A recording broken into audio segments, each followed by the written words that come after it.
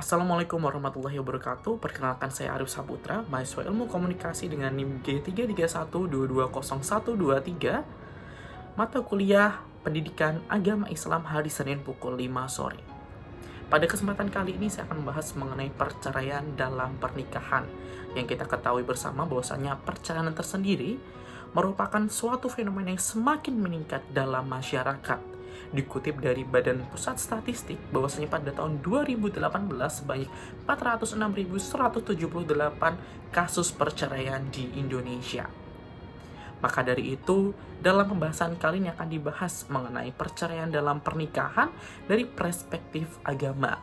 Ada pula hal-hal yang akan kita bahas nantinya di dalam pembahasan kali ini, yaitu seperti apa itu mengenai perceraian, faktor-faktor penyebab perceraian, bagaimana pandangan agama tentang perceraian, hingga nantinya kita akan bahas mengenai bagaimana cara mengatasi dampak psikologis maupun dampak sosial dalam perceraian. Langsung saja dalam pembahasan, perceraian sendiri merupakan penghapusan perkawinan dengan keputusan hakim dan tuntutan salah satu pihak selama perkawinan. Dalam hal ini tentunya akan melepas status kekeluargaan dari dua belah pihak. Adapun faktor-faktor yang mempengaruhi atau memicu terjadi sebuah perceraian seperti halnya perselingkuhan dan ketidaksetiaan. Hal ini tentunya suatu faktor yang sering sekali terjadi atau menjadi alasan utama menjadikan seorang itu melakukan perceraian. Selanjutnya ada ketidakcocokan dan perbedaan. Kadangkala kita akan mengalami ketidakcocokan setelah menjalin hubungan yang begitu lama. Selain itu juga ada konflik dan kekerasan atau yang biasa kita kan sebagai kekerasan dalam rumah tangga. Ada pula masalah ekonomi dan finansial, dan juga ada ketidakseimbangan dalam tugas rumah tangga. Pada dasarnya, terjadinya perceraian dalam pernikahan dapat disebabkan oleh berbagai faktor yang sangat kompleks. Selanjutnya, bagaimana pandangan agama tentang perceraian dalam pernikahan? Nah, dalam beberapa agama, perceraian dianggap sebagai hal yang tidak diinginkan dan hanya dapat dilakukan dalam keadaan yang sangat-sangat terpaksa. Dalam hal ini pun, secara umum agama menolak terjadinya sebuah perceraian. Oleh karena itu, perceraian sangat ditolak dalam agama dan tentunya akan mendapatkan suatu efek yang tidak dapat kita pungkiri. Kita akan mendapatkan sebuah dosa ketika kita melakukan sebuah perceraian. Dampak-dampak perceraian sekarang. Ada dampak sosial, di mana ketika seorang melakukan perceraian, maka lingkungan sekitarnya pun akan memberikan sebuah cap yang negatif terhadap orang yang melakukan perceraian tersebut.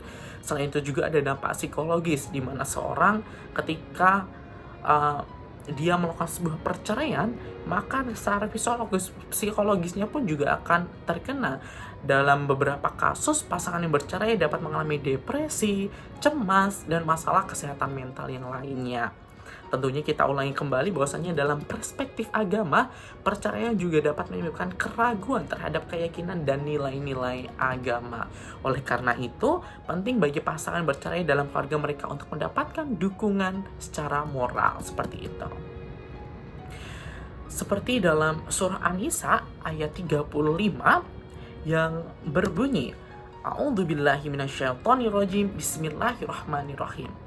Wa in khiftum syiqaqa bainihima fab'asu hakaman min ahli wa hakaman min ahliha yurida islaha yuwaffiqillahu bainahuma innallaha kana aliman khabira.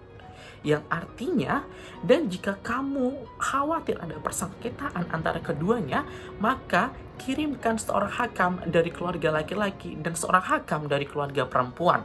Jika kedua orang hakam itu bermaksud mengadakan perbaikan, niscaya Allah memberikan taufik kepada suami istri itu. Sesungguhnya Allah Maha mengetahui lagi Maha mengenal. Maka dari itu dapat kita simpulkan bersama-sama upaya yang dapat dilakukan untuk mencegah perceraian di sini seperti komunikasi yang baik, memiliki nilai yang sama, menghargai pasangan, melakukan kegiatan bersama-sama, hingga mengikuti program-program bimbingan perkawinan. Karena pemerintah sendiri pun juga sudah melakukan beberapa cara untuk mengurangi perceraian-perceraian di Indonesia seperti itu. dapat disimpulkan bersama bahwasanya perceraian dalam pernikahan adalah suatu hal yang sangat kompleks dan memiliki dampak yang besar, baik dampak psikologis maupun dampak sosial. Maka dari itu, mari bersama-sama kita membekali diri kita dengan banyak sekali ilmu-ilmu, terutama ilmu agama, untuk masa depan kita, terutama ketika nanti kita akan berkeluarga, untuk menghalangi terjadinya perceraian dalam keluarga kita.